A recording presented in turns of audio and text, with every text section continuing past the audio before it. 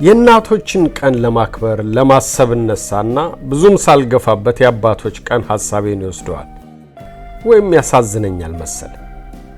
አይገርማችሁም? ራሱ የአባቶች ቀን ዕለቱ ሲያሳዝን። እውነት ለማለት የእናቶች ቀን ምኑ ነው የሚከበረው? ምን የተለየ ነገር ተገኝቶ ነው ለማክበር የምንነሳው?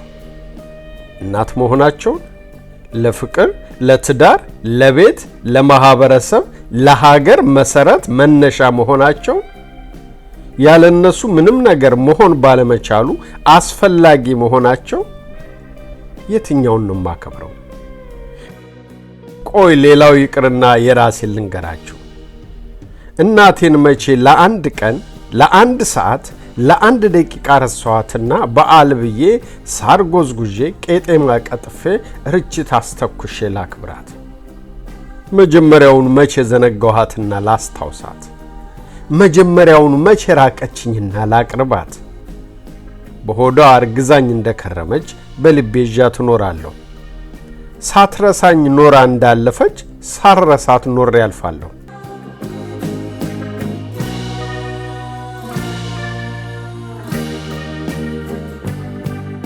ማክበርስ የአባቶችን ቀን ነው። እንዲሁ ተንጓሎ ለምሳሌ የአባቶች ቀን ተብሎ ተጠርቶ የሚያልፈው ነው። እንኳን አክባሪው ራሱ ተከባሪው ትዝ የማይለውን የአባቶች ቀን። ባለፈው ልጄ ለእናቶች ቀን እናቷ ገና ከአልጋ ሳትነሳ ሄዳ ከፊቷ ላይ አንድም ቦታ ሳይተርፋት ስማ በቀዝቃዛ ውሃ ጀምራ ያላደረገችላት ነገር የለም። ጥግ ላይ የመብራቱን ዘንግ ይመስል ተገትሬ ቆሜ ሁሉንም ነገር ታዝቤያለሁ። ወንዱ ልጄም ካለበት ቦታ ሆኖ በስልክ መጥቻ ይሻለሁ፣ እስከዛው እንደምወድሽ እንድታውቂ ነው፣ ሃፒ ማዘርስ ዴይ ብሎ ጀምሮ በአበባ ደምቆ አበባ ሆኖ መጥቷያት። ይህንንም ሳሎን ውስጥ የሳሎኑ የመብራት ዘንግ ይመስል ተገትሬ ቆሜ ታዝቤያለሁ። በቃ ትን እስኪላት ድረስ ነበር ያስደሰቷት። አይገርማችሁም? ደስታ ትን ሲል በቃ ትን ሲላት ይበቃል ብዬ ቅናቴንም ንዴቴንም ብሽቀቴንም በውስጤ አንቄ ነው ያስቆምኩት። ደግሞ እኔን ቅናት ትን ቢለኝስ? ይበለኛ፣ ምን ይደንቃል ቢለኝስ ይፈረድብኛል? ንጋት ላይ ገና ለመንቃት ስታቅማማ ከሁሉ ቀድሜ ሃፒ ማዘርስ ዴይ ብላት እስቲ ትንሽ ልተኛ በእናትህ ብላ ነው ያለፈችኝ። ቆይማ ልንገራችሁ።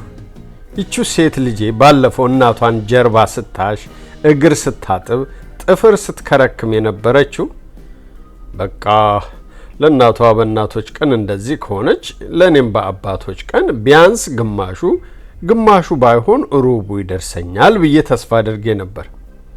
ቢያንስ ሕዝብ ባወጣው የመከበር ቀን ወግ ይደርሰኛል ብዬ አሰብኩ። ለእናቶች ቀን አድራጊዎች ጓጉተው እንደሚጠብቁት ሁሉ ለአባቶች ቀን የሚደረግልኝ እኔ ጓጉቼ ጠበቅኩ።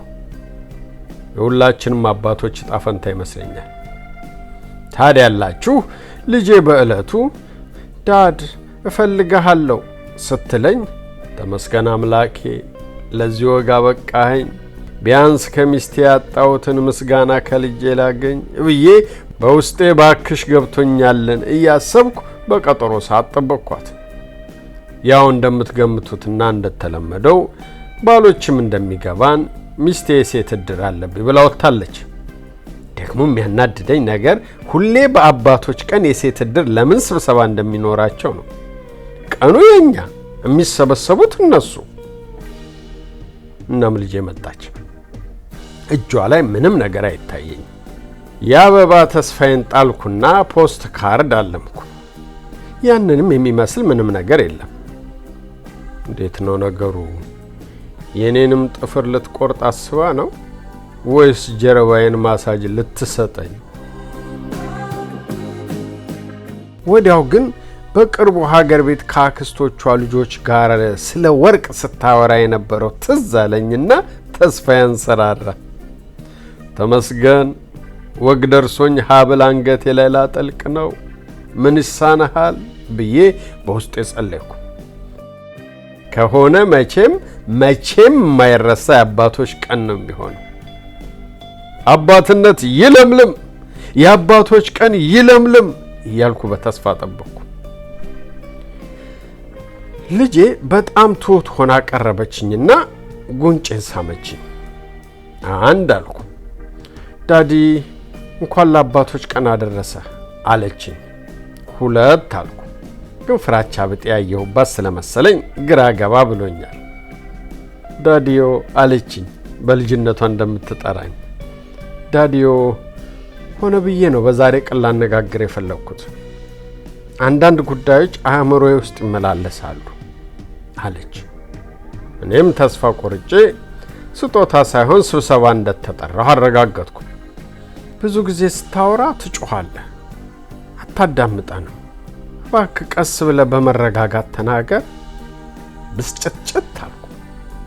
በአባቶች ቀን በልጅ የተመከርኩ የመጀመሪያው አባት ሳልሆን አልቀርም። በልጅ የተናደድኩባት ግን መጣላት አልፈለኩም። ሴት እድር ብላ ሄደችው እናቷ ማለት ሚስቴ ትዝ አለች። እናትሽ ናት እንደዛ በይ ያለችሽ? ጠየቁ። አይደለችም፣ ግን ካነሳሁ አይቀር እሷም ላይ ቁጣ ታበዛለህ፣ ትጮኻለህ፣ ማስተካከል አለብህ ጨመረችልኝ። አንጀቴ ችክችክ ብሎ ተቃጠለ። ለማንኛውም መልካም የአባቶች ቀን ብላ ሌላኛውን ጉንጬን ስማ ተመልሳ ሄደች። አይ ምኞት፣ አይ አበባ፣ አይ ሀብል፣ ሁሉንም ትቼ ምክሬን ተቀብዬ ተለያየን። ጥሎ አይጥለኝም ያልኩት ወንድ ልጄ ነበር። አመሻሹ ላይ ስልክ ደውሎ ዳድ መልካም የአባቶች ቀን መምጣት አልቻልኩም ብሎ ገላገለኝ።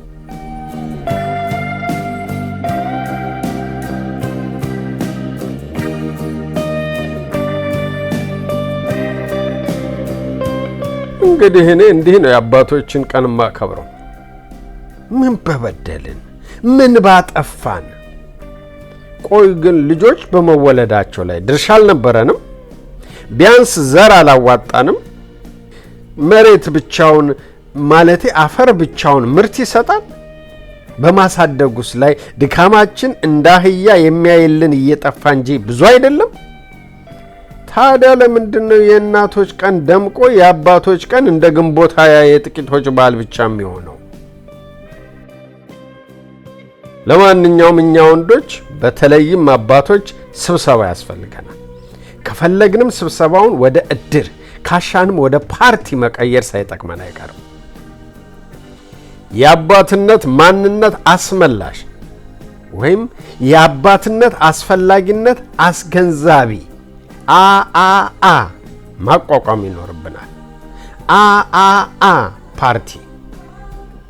ይሄ ደግሞ አፍ መክፈት ይመስላል።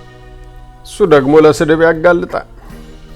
ይኸው ፓርቲያቸው አፍ መክፈት፣ እነሱ አፍ መክፈት ብለው ያላግጡብናል። የአአ ቢሆንስ የአባትነት አስፈላጊነት አስመላሽ ስሜት ይሰጣል። ልዩ መፈክራችን ደግሞ ወንድ በወንድነቱ ይከበር። ቆይ እንደውም ድሮ ማውቀው የሴቶች ማህበር መዝሙር ነበር ድሮ በደርግ ጊዜ። እሱን ነው ቀይሬ ለወንዶች ማደርገው። ሴት በሴትነቷ ትከበር፣ ሴት በሴትነቷ፣ ሴት በሴትነቷ ትከበር፣ ሴት በሴትነቷ አይቻልምና ያለሷ መኖር። ከሴቶቹም ዶክተሮች አሉ፣ ታዲያ ከወንዶቹ በምን ያንሳሉ? ይሄ ነበረ መዝሙር። ይህንን ቀይሮ ወንድ በወንድነቱ ይከበር፣ ወንድ በወንድነቱ፣ ወንድ በወንድነቱ ይከበር፣ ወንድ በወንድነቱ አይቻልምና ያለሱ መኖር።